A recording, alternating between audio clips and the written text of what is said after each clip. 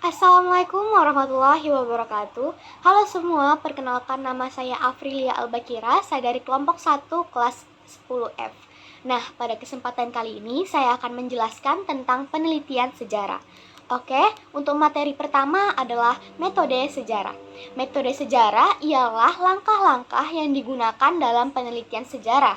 Tujuan metode sejarah ialah mengumpulkan sumber-sumber sejarah secara efektif, menilai secara kritis, dan menyajikan suatu sintesis tertulis atas hasil yang dicapai. 2. Langkah-langkah penelitian. Penelitian adalah usaha untuk menemukan, mengungkapkan, menginvestigasi, dan menganalisis suatu fenomena atau kejadian dengan prosedur kimia. Tujuannya agar dapat dipercaya kebenarannya. Ilmu sejarah harus memiliki kaidah atau disiplin ilmiah, yaitu metodologi penelitian sejarah. Metodologi adalah langkah-langkah atau tahapan-tahapan yang harus dilaksanakan dalam penelitian sejarah. Metodologi penelitian sejarah merupakan suatu proses untuk mengumpulkan, menilai, dan menafsirkan sumber-sumber sejarah yang telah ditemukan. 1. Pemilihan topik. Sebelum melakukan proses penelitian sejarah, seorang sejarawan perlu melakukan pemilihan topik terlebih dahulu dengan tujuan agar dapat melakukan pencarian sumber-sumber sejarah, dapat terarah dan dapat tepat sasaran. Topik penelitian harus memenuhi beberapa persyaratan berikut. 1. Topik harus menarik. 2. Substansi masalah dalam topik harus memiliki arti penting. 3. Masalah yang tercangkup dalam topik memungkinkan untuk diteliti. 4. Kesatuan. 5. Orisinal. 6. Praktis. 2. Heuristik atau pengumpulan sumber. Heuristik merupakan suatu tahap dalam penelitian sejarah untuk mencari, menemukan, dan mengumpulkan sumber-sumber sejarah, baik sumber benda, sumber tulisan, maupun sumber lisan. Agar pengumpulan sumber informasi sejarah dapat berlangsung dengan baik, ada beberapa kesalahan yang harus dihindari seperti berikut. 1. Kesalahan holisme. Kesalahan holisme adalah kesalahan yang terjadi akibat sejarawan memilih satu bagian yang penting dan menganggap pemilihan bagian tersebut dapat mewakili keseluruhannya. 2. Kesalahan pragmatis adalah kesalahan yang terjadi karena sumber dipilih untuk tujuan tertentu. Pengumpulan sumber seperti ini sering tidak utuh. Dan yang ketiga adalah kesalahan ad hominem. Adalah kesalahan yang muncul akibat dalam pengumpulan sumber sejarah peneliti salah memilih orang, otoritas, profesi, pangkat, atau jabatan tertentu. 3. Verifikasi atau kritik sumber. Nah, untuk ini terbagi menjadi 2. Yang pertama adalah kritik intern. Kritik intern merupakan penilaian terhadap keaslian dan kebenaran isi atau materi sumber sejarah, baik berupa keterangan lisan maupun keterangan tulisan. Sebagai contoh, ialah membandingkan naskah teks proklamasi kemerdekaan Indonesia yang ditulis tangan oleh Insinyur Soekarno dengan naskah teks proklamasi kemerdekaan Indonesia yang diketik oleh Sayuti Melik. 2. Kritik ekstern. Kritik ekstern merupakan proses penilaian terhadap bahan-bahan yang digunakan untuk membuat sumber sejarah. Contohnya, pada zaman Hindu-Buddha, manusia belum mengenal kertas, maka media yang digunakan untuk menulis adalah batu, kayu, tulang, kulit binatang, daun lontar, dan sebagainya. Dan pada zaman sekarang atau zaman modern, media yang digunakan untuk menulis pada umumnya menggunakan kertas. 4. Interpretasi. Interpretasi dalam sejarah adalah penafsiran atau interpretasi terhadap sumber-sumber sejarah yang terpilih sebagai bukti penelitiannya. Sejarawan dapat menghindari subjektivitas penggunaan pendekatan yang bersifat ilmiah. Pendekatan tersebut seperti pendekatan konsep dan teori sosial dalam menginterpretasikan sumber yang ditemukan. Berikut beberapa kesalahan yang harus dihindari oleh sejarawan agar objektivitas sejarah dapat disajikan dengan baik. 1. Kesalahan pas pro toto. Kesalahan ini terjadi karena adanya anggapan bahwa bukti hanya berlaku untuk keseluruhan. Contohnya, karya Raden dan Kartini yaitu habis gelap terbitlah terang. 2. Kesalahan totem pro parte. Kesalahan ini merupakan kebalikan dari kesalahan tadi, yang dimana sejarawan mengemukakan seluruhnya, padahal yang dimaksud adalah bukti untuk sebagian. Contohnya, semua orang yang bersekolah di negeri Belanda digambarkan seolah-olah menjadi orang Barat yang berpikir dan berbicara seperti orang Barat, padahal anggapan tersebut tidak benar. 3. Kesalahan yang menganggap pendapat umum sebagai fakta. Contohnya, orang Tionghoa identik dengan pedagang, padahal ada juga orang Tionghoa yang menjadi guru. 5. Historiografi. Historiografi adalah proses penyusunan fakta-fakta sejarah dan berbagai sumber yang telah diseleksi dalam bentuk penulisan sejarah atau rekaman tentang segala sesuatu yang dicatat sebagai bahan pembelajaran tentang perilaku baik. Historiografi yang baik biasanya menyajikan latar belakang, kronologi, peristiwa, analisis sebab akibat, uraian mengenai hasil penelitian, dampak, serta kesimpulan. Yang harus diperhatikan dalam proses penulisan sejarah, yang pertama, bersifat Indonesia sentris. Sesuai dengan perkembangan zaman, sejarah merupakan bagian dari pembangunan pendidikan karakter bangsa, memperhatikan struktur gaya penulisan. Bersifat deskriptif naratif, lebih banyak bercerita sesuai dengan sumber sejarah, hanya menjawab pertanyaan mengenai apa dan di mana peristiwa tersebut terjadi. Bersifat terperinci dan kompleks, bersifat deskriptif analitif, mencoba menjawab pertanyaan yang telah diajukan. Bersifat problem solving, yaitu memecahkan masalah. 3. Sumber sejarah. Sumber sejarah yang secara langsung atau tidak langsung memberikan informasi tentang fenomena atau peristiwa yang ada pada masa lalu. Sumber sejarah sebagai bahan utama yang dipakai untuk mengumpulkan informasi berkaitan dengan subjek sejarah. Pengertian. Yang pertama, menurut Moh-Al, dalam bukunya yang berjudul Pengantar Ilmu Sejarah Indonesia, sumber sejarah adalah segala sesuatu yang berwujud dan tidak berwujud, serta berguna bagi penelitian sejarah Indonesia sejak zaman purba sampai zaman sekarang. 2.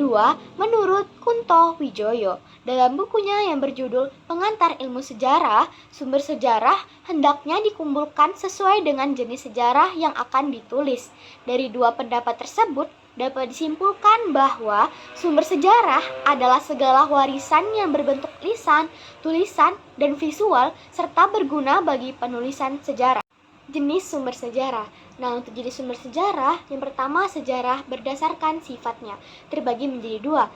Yang pertama, sumber primer. Sejarah sebagai sumber primer adalah data utama yang diperoleh langsung dari subjek dan objek penelitian. Dalam penelitian sejarah, sumber sejarah primer adalah arsip. Apa itu arsip? Arsip menurut Lohanda adalah sumber utama karena keberadaan arsip yang tercipta pada waktu yang bersamaan ketika suatu peristiwa bersejarah terjadi. Arsip sebagai bukti untuk menginformasikan suatu peristiwa. Arsip dapat berupa foto, video, film, undang-undang, peraturan, catatan kedinasan, dan lain sebagainya. 2. Sumber sekunder. Sumber sekunder adalah data pendukung yang ditulis atau dibuat setelah kejadian selesai. Contoh sumber sejarah sekunder adalah hasil penelitian sejarawan, laporan penelitian, biografi, surat menyurat, dan lain sebagainya. 2. Sumber sejarah berdasarkan bentuknya. Yang pertama ada sumber benda. Sumber sejarah benda adalah sumber sejarah yang diperoleh dari peninggalan sejarah, seperti candi dan patung. Nah, selanjutnya adalah ilmu bantu untuk mengungkapkan kredibilitas sumber benda. Yang pertama ada epigrafi, arkeologi, ikonografi, numismatik, filologi, paleontropologi. Yang selanjutnya adalah cara mengetahui peninggalan dari masa lampau. Yang pertama ada tipologi. Tipologi merupakan cara penentu usia peninggalan budaya berdasarkan bentuk atau tipe dari benda peninggalan tersebut. Semakin sederhana bentuk peninggalan budayanya, maka usianya semakin tua. 2. Stratigrafi.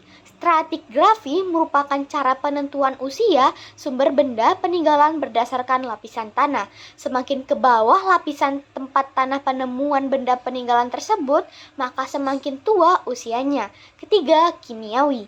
Kimiawi merupakan cara penentu usia dari dari benda peninggalan budaya berdasarkan unsur-unsur kimia yang dikandung benda tersebut. 2. Sumber tertulis atau tekstual. Nah, untuk itu yang pertama ada laporan. Laporan dalam sejarah dapat memberikan banyak informasi penting bagi sebuah penelitian. Contoh laporan yang dibuat pemerintah adalah akta kelahiran, dan contoh laporan yang dibuat non-pemerintah adalah laporan perusahaan. 2. Surat. Surat merupakan dokumen berharga dalam penelitian sejarah. Surat terbagi menjadi dua. Yang pertama adalah surat pribadi, yang dimana berisi tentang hal-hal bersifat pribadi. Contohnya, surat untuk sahabat.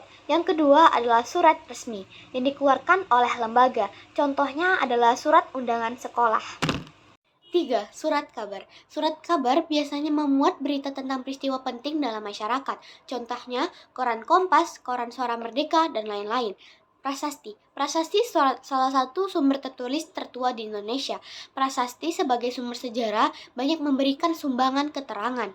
Berbagai keterangan penting yang ada dalam prasasti antara lain mengenai struktur kerajaan, struktur birokrasi, struktur kemasyarakatan, struktur perekonomian, dan lain-lain. Selanjutnya adalah kronik. Kronik merupakan suatu tulisan mengenai perjalanan seorang musafir. Kronik banyak ditemukan dalam sejarah dinasti-dinasti kerajaan Tiongkok, seperti kronik dinasti Tang. Selanjutnya adalah babat. Babat merupakan karya tulis yang bercerita tentang pendirian sebuah kerajaan dan peristiwa-peristiwa yang terjadi di seputar kerajaan. Babat digolongkan sebagai karya sastra sejarah karena di dalamnya menceritakan suatu peristiwa, perkembangan suatu daerah, dan juga terdapat silsilah-silsilah penguasa. Selanjutnya adalah hikayat.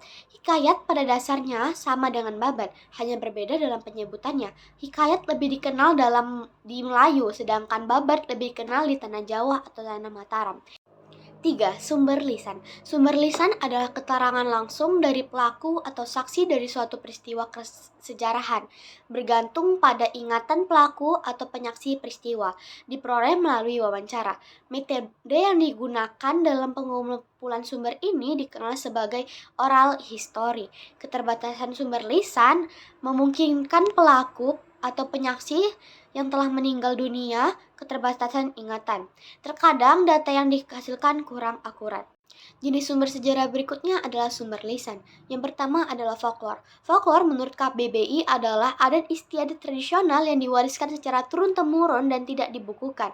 Dibagi menjadi dua, yang pertama adalah folklore lisan. Folklore lisan merupakan folklore yang diciptakan atau diwariskan secara lisan. Contohnya adalah puisi, teka-teki, dan bahasa. Yang kedua adalah folklore non-lisan. Merupakan folklore yang diwariskan dalam bentuk tidak lisan. Misalnya adalah kerajinan tangan dan pakaian tradisional.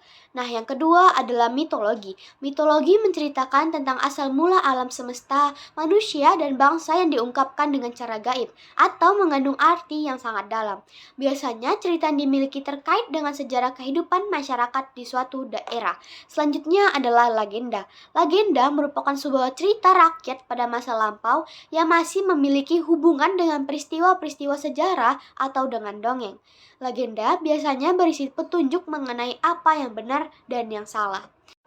Oke, materi yang terakhir adalah historiografi. Pada tahap ini melakukan penulisan sejarah atau historiografi. Adapun bentuk historiografi adalah publikasi laporan penelitian sejarah di Indonesia. Historiografi terbagi menjadi tiga, yaitu yang pertama historiografi tradisional, merupakan penulisan sejarah yang dimulai dari zaman Hindu sampai zaman masuk berkembangnya Islam di Indonesia.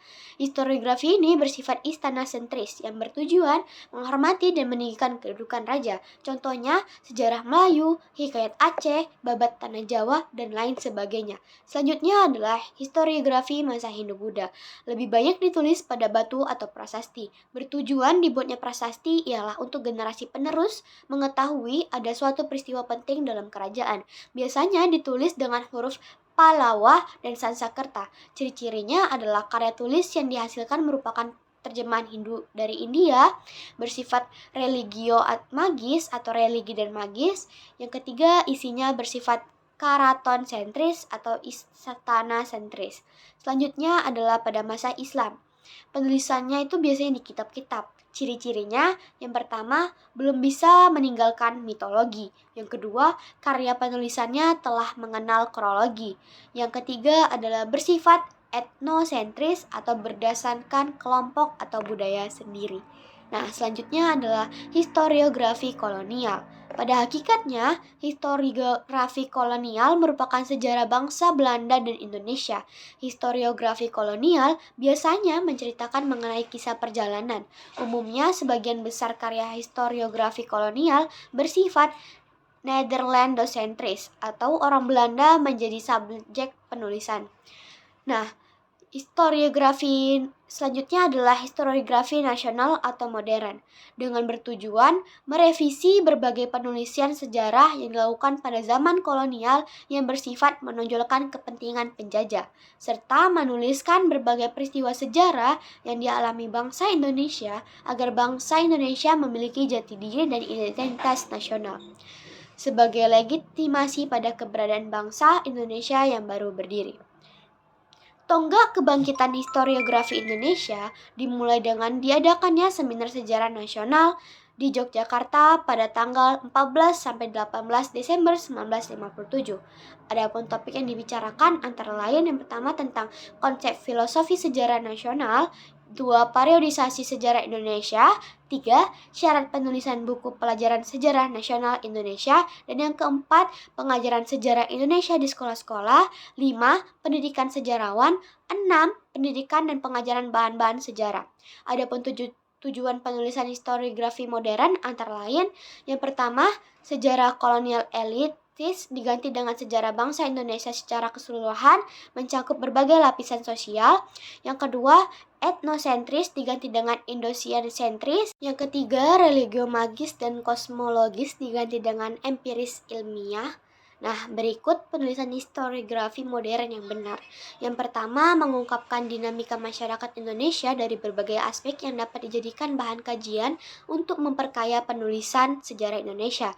Yang kedua, pendekatan multimediasional dengan cara menggunakan teori-teori ilmu sosial.